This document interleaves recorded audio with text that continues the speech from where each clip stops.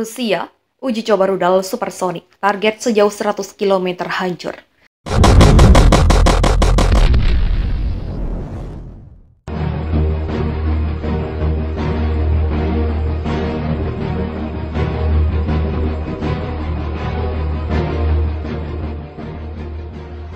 Angkatan Laut Rusia menembakkan sejumlah rudal supersonik anti kapal ke sebuah target tiruan di perairan Laut Jepang dalam latihan militer terbaru pekan ini.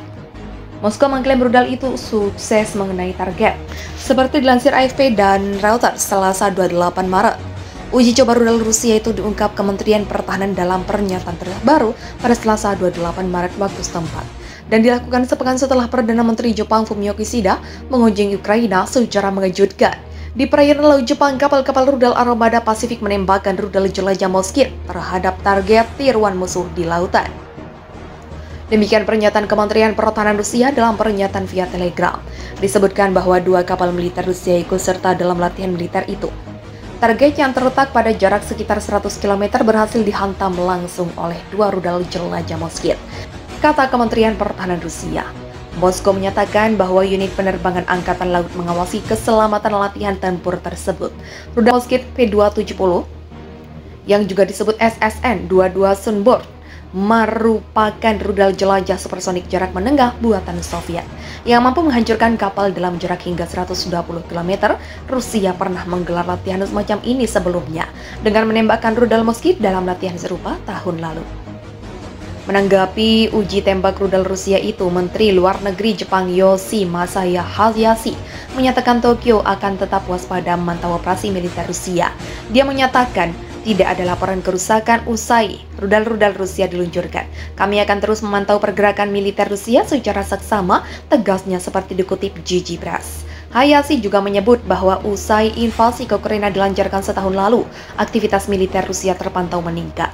Saat invasi Rusia ke Ukraina berlanjut, pasukan Rusia semakin menjadi lebih aktif di kawasan timur jauh, termasuk di sekitar Jepang sebutnya.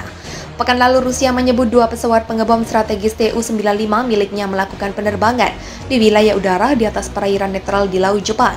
Penerbangan itu diumumkan setelah PM Kishida mengunjungi Kiev untuk bertemu langsung dengan Presiden Volodymyr Zelensky.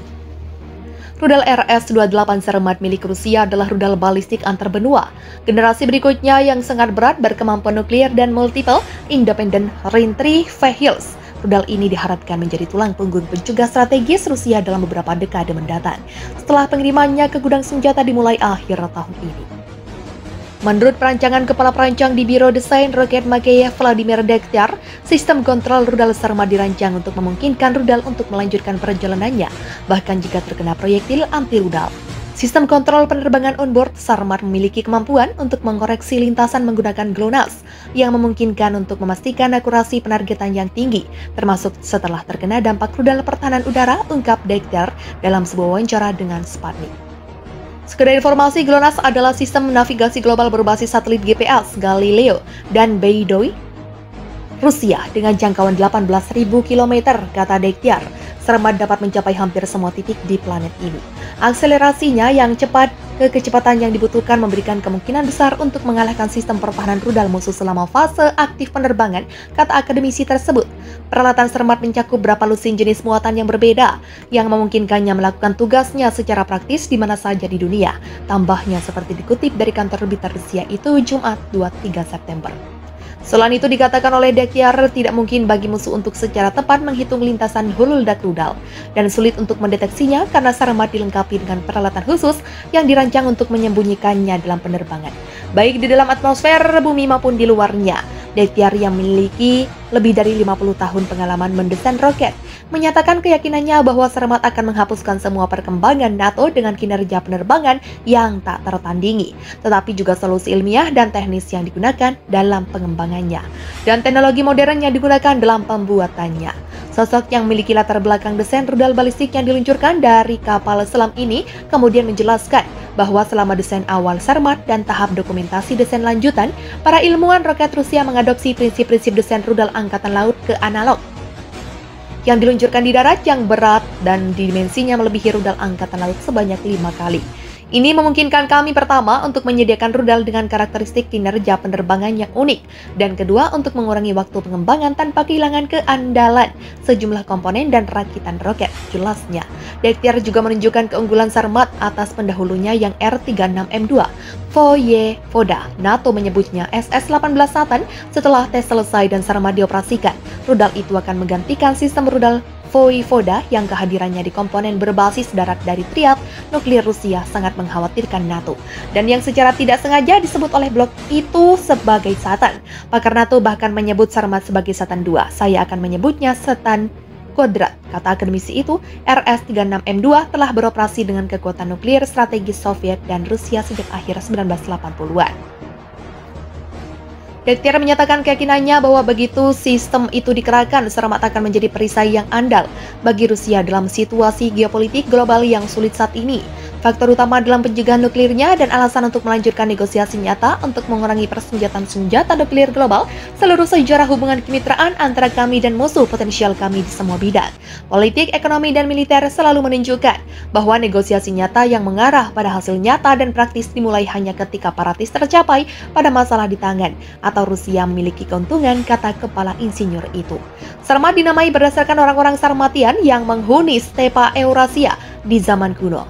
Pada bulan Juni, Presiden Rusia Vladimir Putin mengumumkan bahwa pasukan roket strategis Rusia akan menerima batch pertama rudal mereka pada akhir tahun 2022 dengan sektor pertahanan ditugaskan untuk membangun total 46 Sarmat.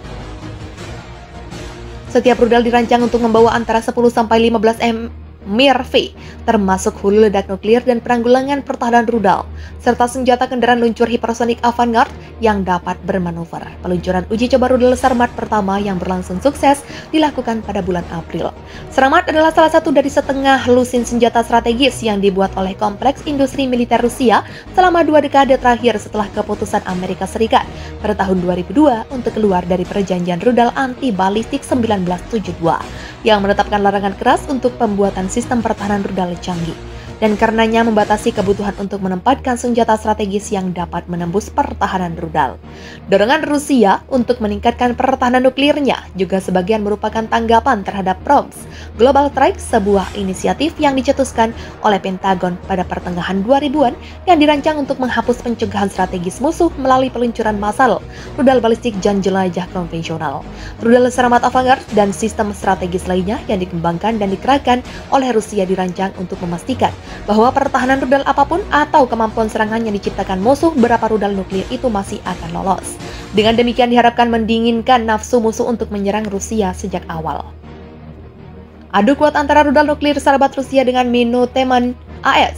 Rusia dilaporkan gagal dalam uji coba rudal balistik antar benua RS-28 Sarmat yang dinamai Satan II oleh NATO. Saat Presiden Amerika Serikat Joe Biden berkunjung ke Ukraina, dua pejabat AS mengatakan kepada CNN bahwa peluncur ICBM RS-28 Sarmat Rusia telah diketahui oleh Washington sebelumnya melalui saluran yang terkait dengan perjanjian pengurangan senjata strategis baru atau New START. Itu terjadi ketika Presiden Rusia Vladimir Putin menyampaikan pidato besar kepada warganya yang mencakup pengumuman bahwa Rusia akan berhenti sementara mematuhi perjanjian itu sebagai sarana untuk mengevaluasi lebih lanjut persenjataan nuklir negara-negara NATO.